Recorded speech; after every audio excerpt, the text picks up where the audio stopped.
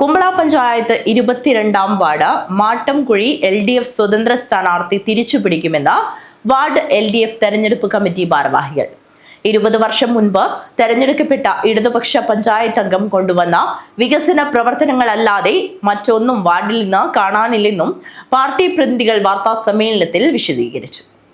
കഴിഞ്ഞ പഞ്ചായത്ത് തെരഞ്ഞെടുപ്പിൽ BJPയേക്കാൾ കേവലം 80 വോട്ടുകൾക്ക് മാത്രമാണ് LDF പിന്നിലായിരുന്നതെന്നും ആ സാഹചര്യം ഇന്നില്ലെന്നും കുമ്പള പ്രസ് ഫോറത്തിൽ വിളിച്ചു ചേർത്ത വാർത്താ സമ്മേളനത്തിൽ വാർഡ് LDF തെരഞ്ഞെടുപ്പ് കമ്മിറ്റി ഭാരവാഹികൾ അറിയിച്ചു.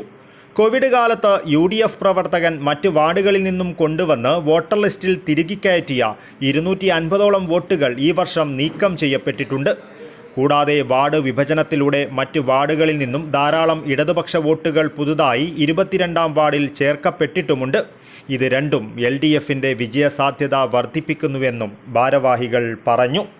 അപ്പോൾ അത് ഡിലീറ്റ് ചെയ്തതുമായി ബന്ധപ്പെട്ടുകൊണ്ട് ആ മാട്ടംകുഴി വാർഡിലേക്ക് മറ്റു വാർഡുകളിൽ നിന്ന് കൂടുതൽ വോട്ടുകൾ ചേർക്കുകയും അതിൽ കൂടുതൽ UDFന്റെ വോട്ടുകളാണെന്നുള്ളത് നമുക്ക് ആദ്യഘട്ടത്തിൽ പറയാനുള്ളത്.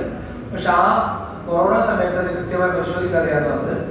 പിന്നീട് രണ്ടാമത്തെ ഒരു റിന്യൂവൽ കൂടി വന്നപ്പോൾ പുതുക്കി വന്നപ്പോൾ അതിലൊരു 70 വോട്ടുകൾ പിന്നീട് ഡിലീറ്റായി. അപ്പോൾ അങ്ങനെ ഇപ്പോൾ വന്നിട്ടുള്ള വാർഡിൻ്റെ വോട്ടർ ലിസ്റ്റ് പട്ടിക പ്രകാരം മാട്ടംകുഴി വാർഡിൽ ഏകദേശം 250 വോട്ടുകൾ ഡിലീറ്റ് ചെയ്തിട്ടാണ് പുതിയ വാർഡുകൾ വന്നത്. അപ്പോൾ ഈ ഡിലീറ്റ് ചെയ്തു എന്ന് പറയുന്നത് അവിടെ ഉള്ള വോട്ടുകളെ തള്ളിയതല്ല, അവിടെ താമസിക്കാത്ത ആൾക്കാർ, സ്ഥിരതാമസം ഇല്ലാത്ത ആൾക്കാർ, വേറെ സ്ഥലത്തേക്ക് താമസം മാറിപ്പോയ ആൾക്കാർ, അതുകൂടാതെ മരിച്ചുപോയതും മറ്റു വിഷയങ്ങളും എടുത്തുകൊണ്ട് വോട്ടർ ലിസ്റ്റിൽ നിന്ന് ഷിഫ്റ്റ് ചെയ്ത ആൾക്കാരാണ് ഉൾപ്പെടുത്തിക്കൊണ്ടാണ് 250 വോട്ടുകൾ ഡിലീറ്റ് ചെയ്തത്. LDF വാർഡ് കൺവീനർ മുനീർ, തെരഞ്ഞെടുപ്പ് ചുമതലയുള്ള ഇർഷാദ് ചാക്കോ, അഡ്വക്കേറ്റ് ഉദയകുമാർ എന്നിവർ വാർത്താ സമ്മേളനത്തിൽ പങ്കെടുത്തു. News bureau, Kasaragod.